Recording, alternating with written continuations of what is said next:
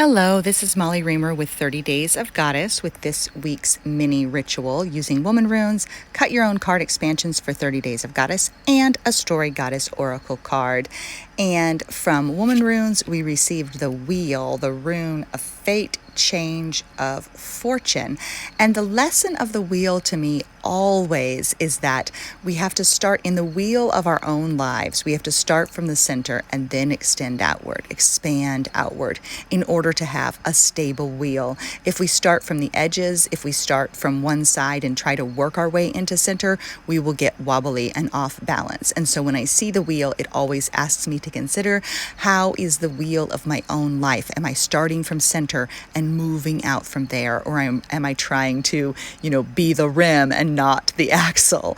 And so it's also a rune that reminds us of change. Change is in the air with the approach of fall, and change is at work in our own lives at all the time, really. There's always change. And so the wheel asks us to think about change and how we are rolling with the wheel. How are we changing?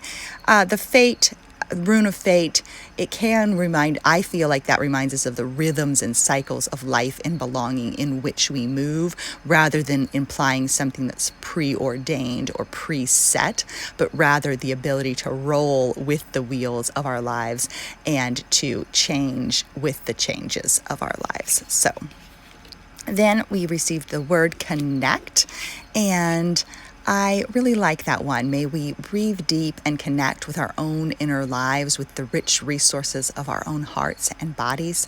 May we extend our hands and connect with others with gratitude and appreciation and celebration and song, remembering that we need each other in order to thrive and in order to feel connected and whole and healthy. We do need relationships with other people. I spend a lot of time talking about solitude and having space for myself, but that is because I am so blessed to be surrounded by many wonderful people. And so if you do not feel connected, may you reach out in connection. May you remember that it is okay to need connections and to offer connection and support to others as well. So may we connect with our inner lives, with our breath, with our bodies, and may we reach out and connect with others as well.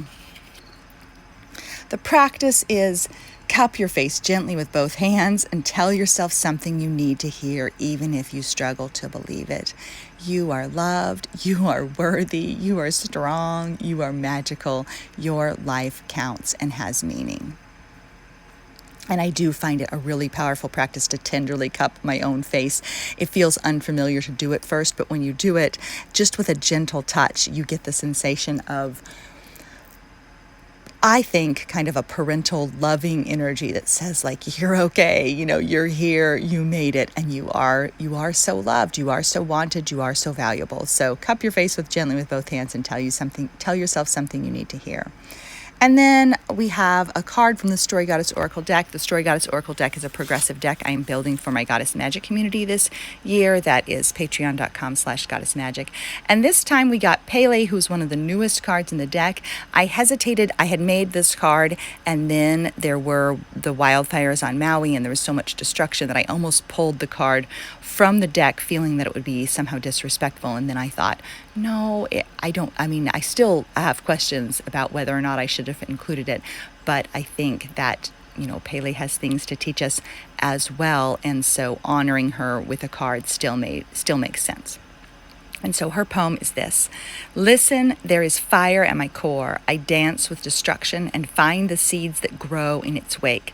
I am fury and creation, life's fierce and persistent rebirth. So what seeds are you finding that can grow after destruction?